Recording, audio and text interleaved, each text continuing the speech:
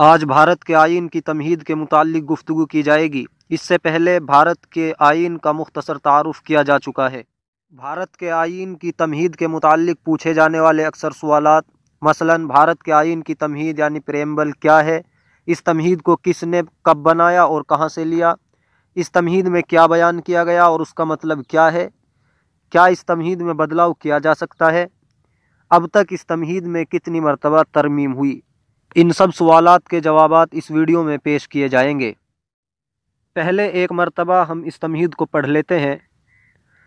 ہم بھارت کے عوام متانت و سنجیدگی سے عزم کرتے ہیں کہ بھارت کو ایک مقتدر، سماجوادی، غیر مذہبی عوامی جمہوریہ بنائیں اور اس کے تمام شہریوں کے لیے حاصل کریں انصاف، سماجی، معاشی اور سیاسی، آزادی خیال، اظہار، عقیدہ، دین اور عبادت، مساوات باعتبار حیثیت اور موقع، اور ان سب میں اخوت کو ترقی دیں جس سے فرد کی عظمت اور قوم کے اتحاد اور سالمیت کا تیقن ہو۔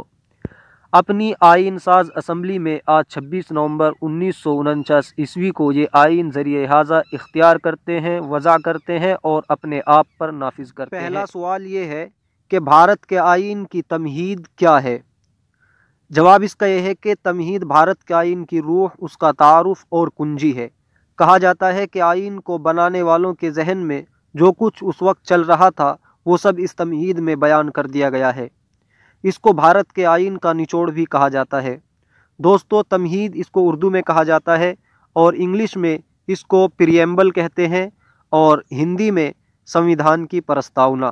دوسرا سوال یہ ہے کہ اس تمہید کو کس نے بنایا، کب بنایا اور کہاں سے لیا؟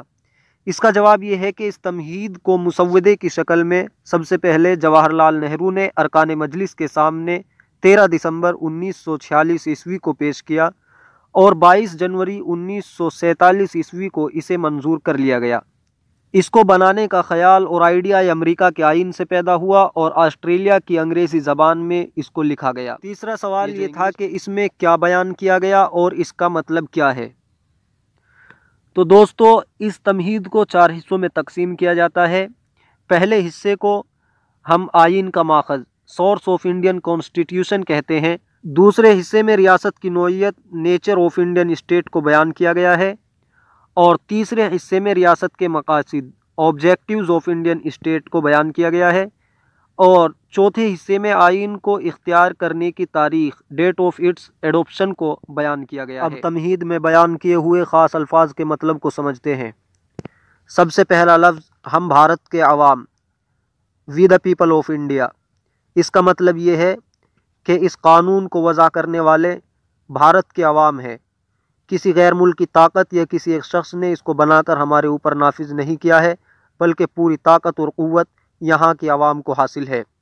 ہم بھارت کے عوام متانت و سنجیدگی سے عزم کرتے ہیں کہ بھارت کو ایک مقتدر، سماجوادی، غیر مذہبی عوامی جمہوریہ بنائیں۔ یہاں یہ خاص 5 لفظ استعمال ہوئے ہیں: مقتدر، سماجوادی، غیر مذہبی، عوامی جمہوریہ۔ ان 5 کا ایک ایک کر کے ہم مطلب سمجھتے ہیں۔ پہلا لفظ مقتدر ہے۔ انگلش میں اس کو سورون کہتے ہیں۔ اس کا مطلب یہ ہے کہ ہمارا ملک اب خود مختار ہے، کسی غیر ملکی طاقت یا کسی شخص کو ہمارے معاملات میں دخل اندازی کا کوئی حق نہیں ہے، ہم اپنے فیصلے خود کرنے پر قادر ہیں۔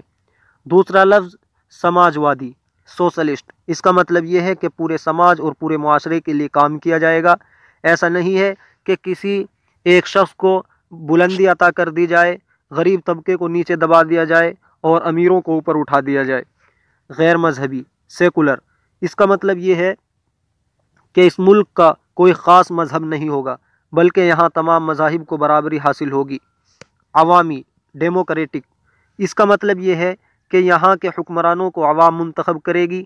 ہر 18 سال کے باشندے کو یہ حق حاصل ہے کہ ووٹ دے اور اپنے پسندیدہ کسی لیڈر کو منتخب کرے۔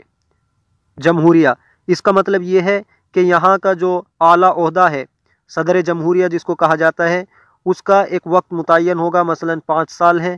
ایسا نہیں ہے کہ وہ کسی غیر محدود وقت تک اس کو عہدہ دیا جائے گا، اور نہ ایسا ہے کہ خاندانی عہدہ ہوگا کہ اگر باپ صدر ہے تو بیٹا بھی صدر بنے۔ اور اس کے تمام شہریوں کے لیے حاصل کریں انصاف سماجی، معاشی اور سیاسی۔ یہ تین طرح کا انصاف تمام شہریوں کو حاصل ہوگا، اور خیال کی آزادی، اظہار کی آزادی، عقیدے کی آزادی، دین کی آزادی اور عبادت کی آزادی ہوگی، اور تمام لوگوں کو برابری دی جائے گی حیثیت کے اعتبار سے، یعنی چھوت چھات اور ذات پات کا لحاظ نہیں کیا جائے گا، بلکہ سب کو ایک نگاہ سے دیکھا جائے گا، سب کو برابر سمجھا جائے گا، اور موقع کے اعتبار سے بھی برابری دی جائے گی، یعنی جو بھی حکومت کی طرف سے مواقع فراہم کیے جائیں گے، وہ ملازمت کا ہو یا کیسا بھی، ان سب میں سب کو برابری دی جائے گی، اور ان سب میں اخوت کو ترقی دیں، جس سے فرد کی عظمت اور قوم کے اتحاد اور سالمیت کا تیقن ہو۔ اپنی آئین ساز اسمبلی میں آج 26 نومبر 1949 کو یہ آئین ذریعہ احاطہ اختیار کرتے ہیں، وضع کرتے ہیں اور اپنے آپ پر نافذ کرتے ہیں۔ یہ تاریخ ہمیں بتاتی ہے کہ 26 نومبر 1949 کو یہ نافذ نہیں کیا گیا، بلکہ اس کو وضع کیا گیا تھا، اس کو اختیار کیا گیا تھا، اس کو منظوری دی گئی تھی، اور مکمل طریقے سے اس کا نفاذ 26 جنوری 1950 عیسوی کو ہوا۔ چوتھا سوال یہ ہے کہ کیا اس تمہید میں بدلاؤ کیا جا سکتا ہے؟ اس کا جواب یہ ہے کہ ہاں، آئین کی طرح اس تمہید میں بھی بدلاؤ کیا جا سکتا ہے، لیکن اس کے بیسک فیچر یعنی بنیادی باتوں کو نہیں بدلا جا سکتا۔ پانچواں سوال، اس میں کتنی مرتبہ اور کب ترمیم ہوئی؟ تو اس کا جواب یہ ہے کہ اب تک صرف ایک مرتبہ اس تمہید میں ترمیم ہوئی ہے، جو سن 1976 میں ہوئی، اور یہ بھارت کے آئین کی 42ویں ترمیم تھی۔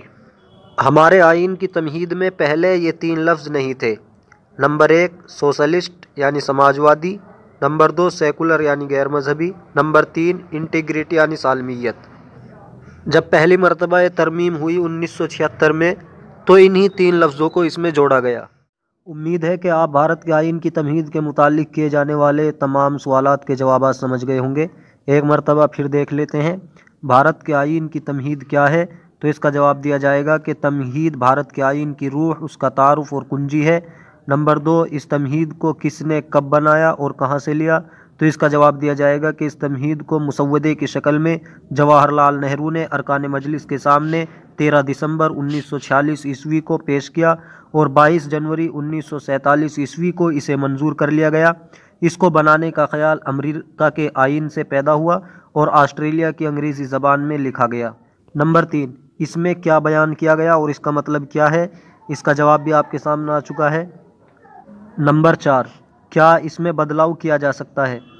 اس کا جواب یہ ہے کہ ہاں، اس میں بدلاؤ کیا جا سکتا ہے، لیکن اس کے بیسک فیچر یعنی بنیادی باتوں کو نہیں بدلا جا سکتا۔